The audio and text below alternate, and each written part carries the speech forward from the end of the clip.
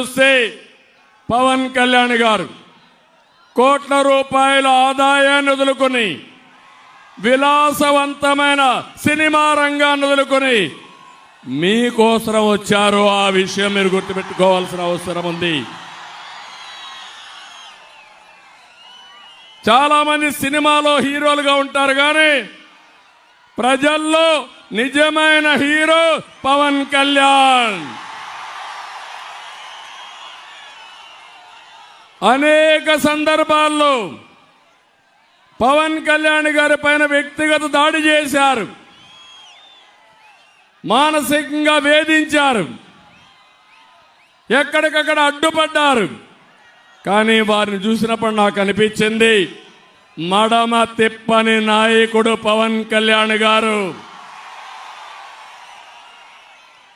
చీకటి పాలన అంతం చేయాలని ఎన్ని అవరోధాలు సృష్టిస్తే మేమంటే రాటుపోట్లకు బాగా అలవాటు పడ్డాం. కానీ పవన్ కళ్యాణ్కి అలవాటు లేకపోయినా నిలబడమే కాకుండా నిలదొక్కున్న నిజమైన నాయకుడు పవన్ కళ్యాణ్ గారు అని చెప్పి నేను మీకు తెలియజేస్తున్నా.